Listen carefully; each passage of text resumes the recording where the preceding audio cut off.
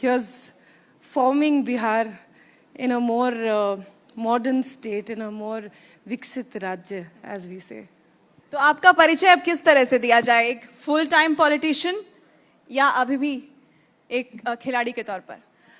I think खिलाड़ी के रूप में अगर मैं कहूँ तो जो लगाव मुझे खेल से है वो कभी भी दूर नहीं हो सकता, चाहे मैं एक खिलाड़ी के रूप में भारत का, बिहार का प्रतिनिधित्व करूं या नहीं करूं।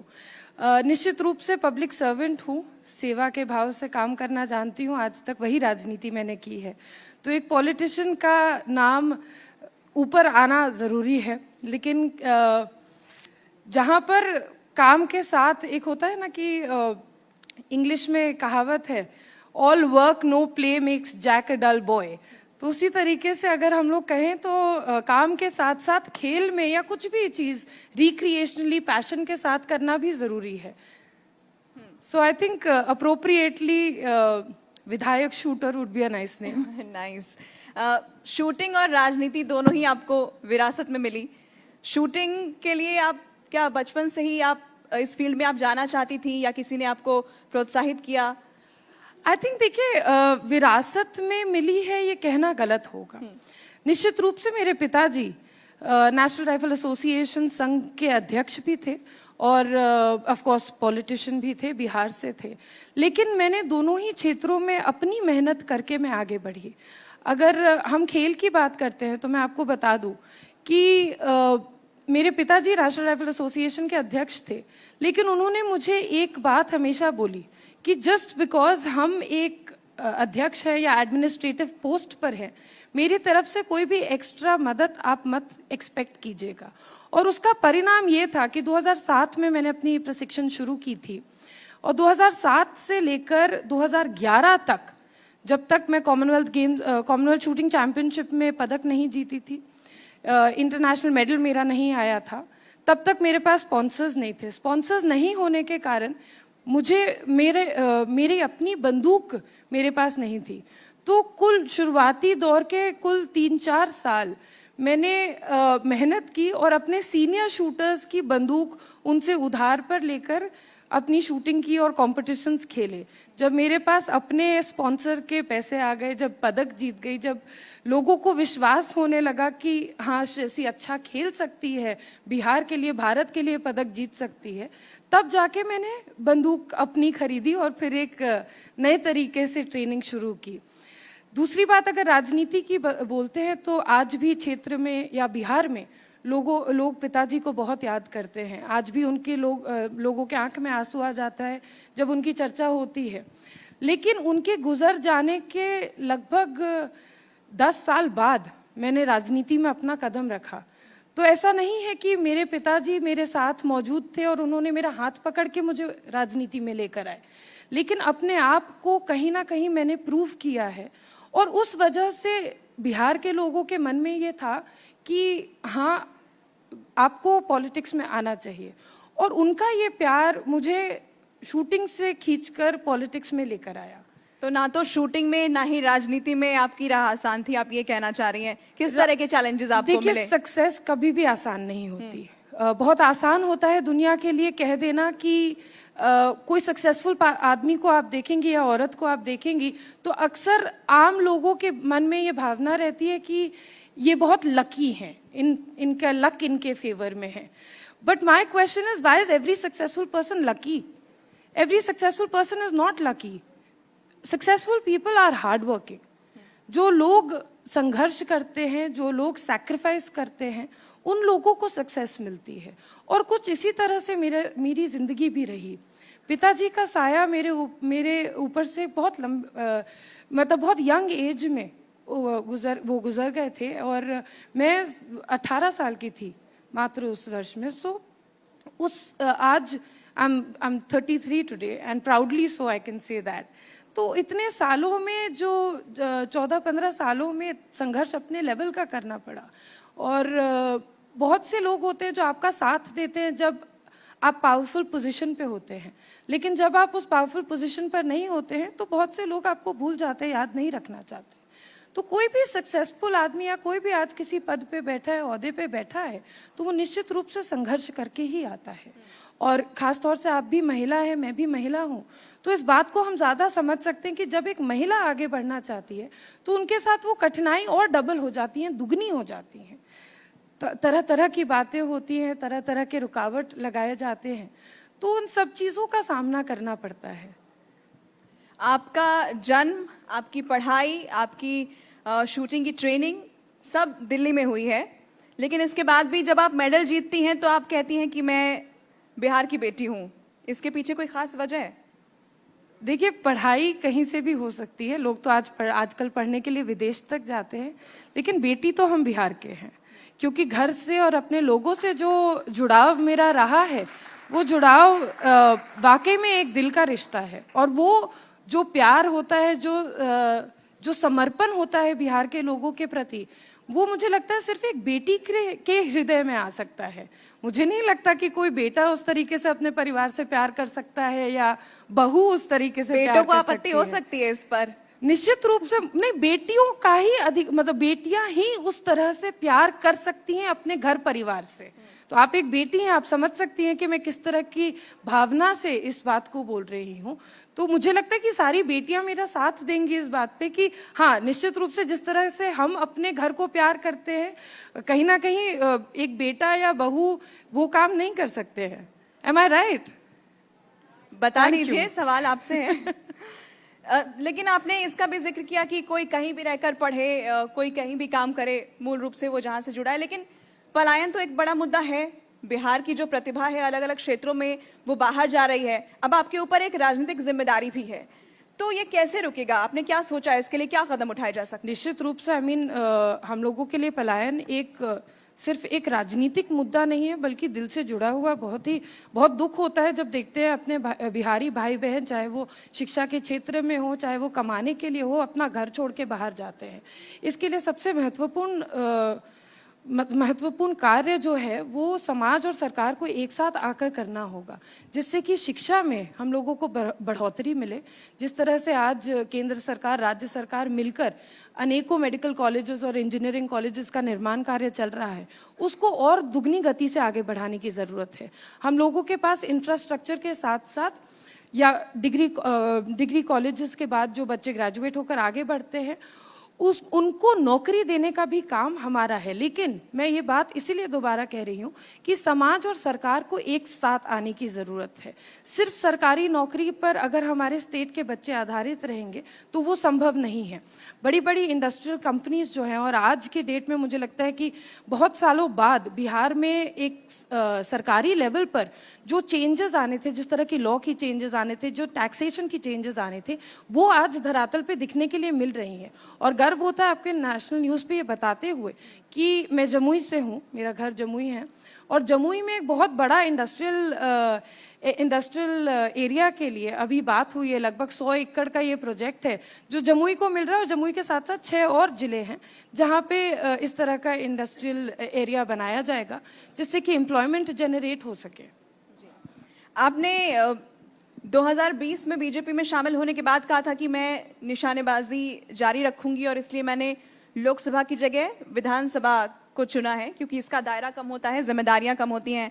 तो अभी भी आप अपने उस बयान पर कायम हैं? अभी भी आप विधानसभा के लिए ही अपने आप को दावेदारी रखेंगी, या फिर आप आगे लोकसभा की भी राह देख रही हैं?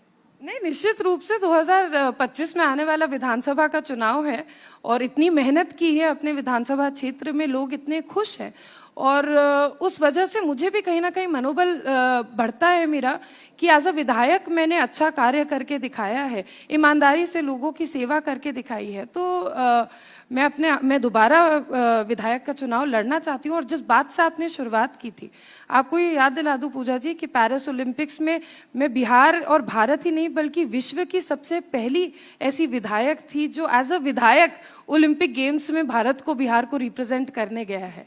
तो मैंने अपने वादे को पूरा निभाया है। मैंने जिस ईमानदारी से निशानेबाजी की, उसी ईमानदारी से पॉलिटिक्स भी की है। आज उसी का परिणाम है कि बिहार के पास एक ऐसी बेटी है जो विधायक रहते हुए ओलंपिक गेम्स में प्रतिनिधित्व करके आई है। बिल्कुल, और हम इसके बारे में भी आपसे जानना चाहेंगे। जब चयन आपका हुआ पेरिस ओलंपिक्स 2024 के लिए, क्या पहला रिएक्शन था? हालांकि क्वालिफाइंग राउंड में आप बाहर हुई, उस दिन को आप कैसे देखती हैं? क्या वो दिन ठीक नहीं था या मेहनत में कुछ कमी रह गई थी? नहीं, ऑफ कोर्स देखिए, एक खिलाड़ी के लिए सबसे अहम होता है कि जब वो हारे तो हारने के बाद वो किस तरह की मेहनत करता है और आगे कैसे बढ़ता है, और जिंदगी में ये सीख बहुत काम आती है। तो मैंने अपने जिंदगी में ये चीज़ खेल के माध्यम से सीखी है कि जब जिंदगी में हार का सामना करना पड़ता है तो आगे बढ़कर उसमें कैसे मेहनत किया जाए, कैसे अपने आप में सुधार लाया जाए और किस तरह से आगे बढ़ा जाए। तो Olympic games was also like a competition. Olympic games की चर्चा मीडिया में ज्यादा होती है, लोग ज्यादा फॉलो करते हैं, इसीलिए आपने ये सवाल आज ओलंपिक से कॉमनवेल्थ में भी मेडल जीता था, उसका भी जिक्र करेंगे। नहीं, उससे रिलेटेड आपने पूछा। ऐसे बहुत से कॉम्पिटिशन्स हैं जो मैं हारी हूँ और जो मेरे लिए बहुत महत्वपूर्ण भी थे, लेकिन हारने के बाद अपने आप को कैसे लेकर आगे बढ़ना है, मैं ओलंपिक गेम्स को भी ठीक उसी तरह से या उसी नजरिए से देखती हूँ। जो आपका सवाल था कि कैसे आपको क्या महसूस हुआ जब ओलंपिक में चयन हुआ, तो निश्चित रूप से महसूस खुशी ही हुई थी, और खुशी के साथ साथ बहुत सारा प्रेशर भी आया था, क्योंकि अब लग रहा था कि जैसा हर एक खिलाड़ी को लगता है कि अब सब लोग परफॉर्मेंस देखेंगे, मीडिया होगी, सोशल मीडिया होगा, तो उस पे कैसे उन सभी चीज़ों को लेकर कैसे आगे बढ़ना है, वो दबाव भी था। साथ में साथ एक बहुत ही इमोशनल मोमेंट भी था मेरे लिए, क्योंकि जो मैंने सपना देखा था कि मैं ओलंपिक गेम्स तक पहुंचूंगी, वो सपना सच हो रहा था। और साथ ही साथ ये भी लग रहा था कि मैं अपने विधानसभा क्षेत्र को मुझे लगभग 3.5 हफ्ते के लिए छोड़ना पड़ा था, क्योंकि मैं पेरिस में थी और ट्रेनिंग और कंपटीशन के लिए। तो उस वक्त का ये डर भी लग रहा था, या ये भय भी था मेरे मन में कि मेरे विधानसभा क्षेत्र को, जिसको मैंने इतने प्यार से सजाया है, उसको कौन देखभाल करेगा, या वहाँ के लोगों के लिए कौन खड़ा रहेगा। तो मैं आपके न्यूज़ चैनल के माध्यम से अपने तमाम कार्यकर्ता और ऑफिस बेरर्स का धन्यवाद करती हूँ कि जब मैं ओलंपिक गेम्स में थी और मैं सिर्फ एक वर्चुअल माध्यम से कनेक्ट हो पा रही थी, उन लोगों ने ऑन फील्ड ऑन ग्राउंड रह के बहुत मेहनत किया। और वाकई में मानिए, एक बेटी होने का फ़ायदा बता रहे हैं कि जब मैं ओलंपिक गेम्स गई तो सबसे ज़्यादा शुभकामना संदेश या सबसे ज़्यादा प्रार्थना मुझे यकीन है कि जमुई से ही आई, क्योंकि उन्हें भी पता था कि एक बेटी ओलंपिक गेम्स गई है और उस वक्त उसका साथ देना बहुत ज़रूरी है। ओलंपिक्स की समाप्ति के बाद प्रधानमंत्री ने खिलाड़ियों से मुलाकात की थी, आपसे भी कुछ पूछा था, क्या पूछा था, क्या बताया था आपने? देखिए, चर्चा कुछ इस तरह से हुई थी कि प्रधानमंत्री जी वहाँ हमारे हॉकी के जो प्लेयर हैं उनको सरपंच कहकर सब लोग बुलाते हैं।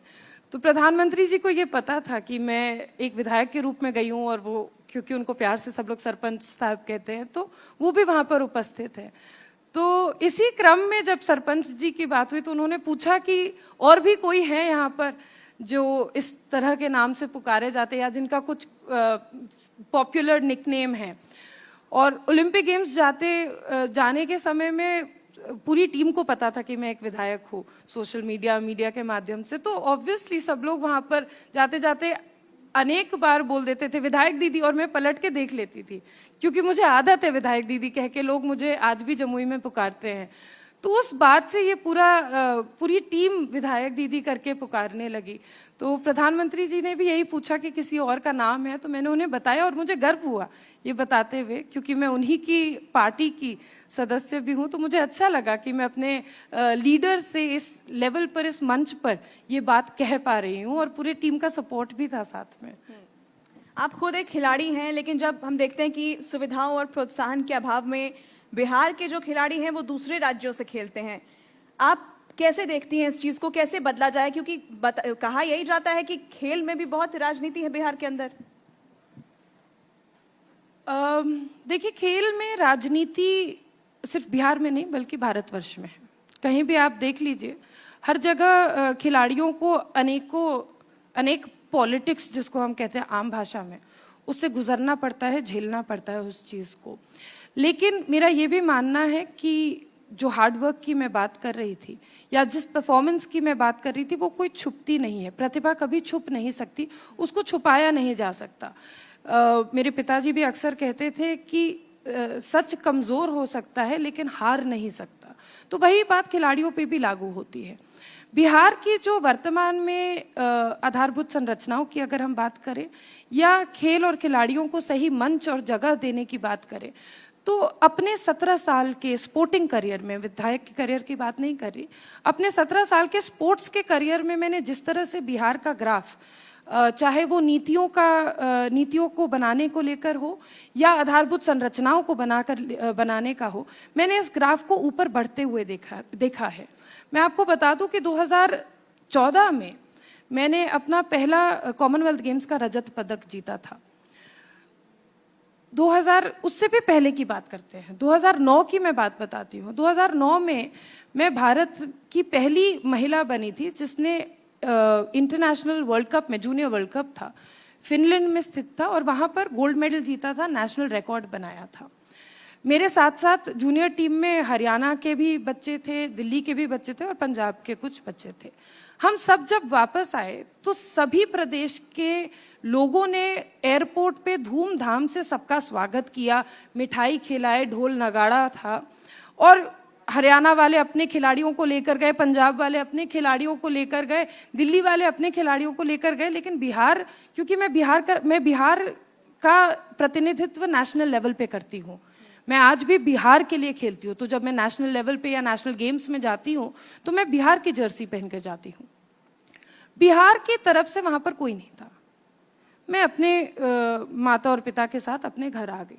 मुझे बहुत बुरा लगा। निश्चित रूप से उस वक्त मेरी उम्र 17 साल की होगी, 16 या 17 साल की होगी, और मुझे बहुत बुरा लगा, मेरा मनोबल बहुत टूटा, और मैं परेशान होकर अपने पिताजी के पास गई और मैंने उन्हें कहा कि पापा, मैं दिल्ली में पढ़ लिख रही हूँ, दिल्ली में ट्रेनिंग कर रही हूँ, तो मैं बिहार के लिए क्यों खेलूँ?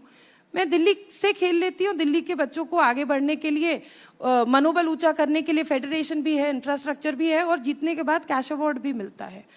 तो मेरे पिताजी ने उस वक्त मुझे कहा था, ये 2009 की मैं आपको घटना बता रही हूँ, कि श्रेयसी, जब माँ बाप गरीब हो जाते हैं तो बच्चों को उनका साथ नहीं छोड़ना चाहिए।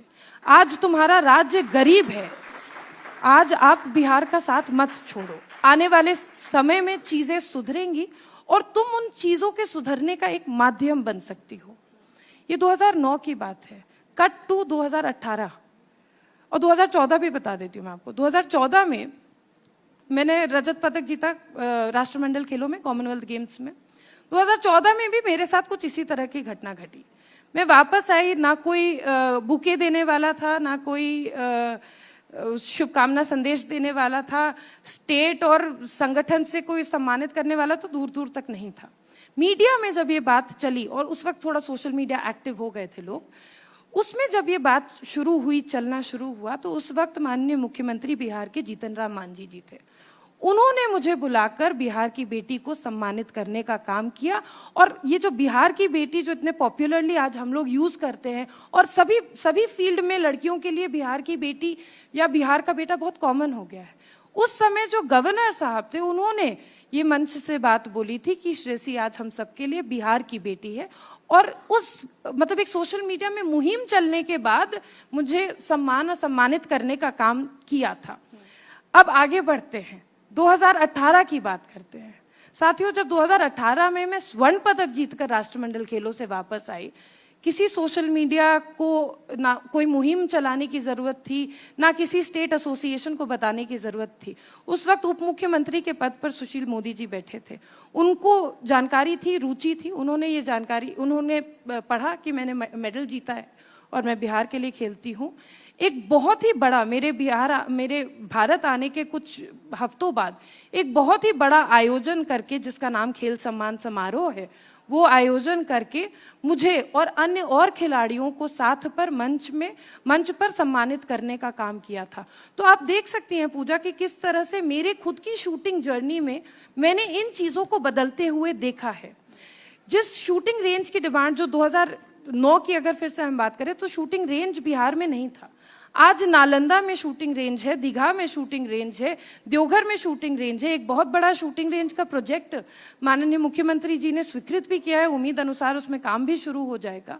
और उस वक्त खेल प्राधिकरण नहीं था हमारे स्टेट में, बहुत बड़ी बात होती है किसी भी राज्य में खेल प्राधिकरण होना, और अब बिहार में वो खेल प्राधिकरण है। Just give me 1 minute, I finish up, just 1 minute. अपनी बात पूरी और करें। उसके साथ साथ अगर हम देखें तो हाल ही में 29 अगस्त को जो नेशनल स्पोर्ट्स डे होता है, उसके साथ साथ माननीय मुख्यमंत्री जी ने इतने बड़े खेल विश्वविद्यालय का और खेल अकेडमी का उद्घाटन किया जो बन के खड़ा है। And the first Asian championship in women's hockey is being hosted in that stadium. तो आधारभूत संरचनाओं के साथ साथ जो नीति की संरचना करनी है, उसमें भी बिहार आगे बढ़ा है। और मुझे यकीन है, पूरे उम्मीद भी है और पूरे यकीन के साथ मैं कह सकती हूँ कि जिस तरह से बिहार आज आगे बढ़ रहा है, आने वाले समय में वो जो एक ब्लैक बोर्ड बनता है ओलंपिक गेम्स जाते वक्त और वहां बिहार 0 पे रहता था, आने वाले समय में वहां पर भी बिहार की इतने अव्वल नंबर पे दर्जाया जाएगा कि हम हरियाणा और पंजाब जैसे स्टेट्स से compete कर पाएंगे। आपको सुन के बहुत अच्छा लगा और जिस अंदाज में आपने अपनी बात रखी, अभी हम आपको और सुनना चाहते हैं, लेकिन समय की सीमा में हम बंधे हुए हैं। और जैसा कि आपके पिताजी ने कहा था कि आज आप खुद एक माध्यम बन चुकी हैं बिहार में बदलाव का। बहुत शुक्रिया आपका न्यूज़ 18 इंडिया के इस मंच पर आने के लिए, अपनी बात रखने के लिए। और श्रेयसी, आपने न सिर्फ बिहार का बल्कि देश का मान बढ़ाया, और जितनी भी लड़कियां आपको इस वक्त सुन रही हैं उनको आप इंस्पायर करती हैं और ऐसे इंस्पायर करते रहिए। बहुत बहुत शुक्रिया आपका। लेकिन आपसे निवेदन है कि कुछ देर आप मंच पे रहें, और मैं बुलाना चाहूंगा हमारे बिहार और झारखंड के ब्यूरो चीफ चंद्रमोहन को कि आएं और सम्मानित करें श्रेयसी।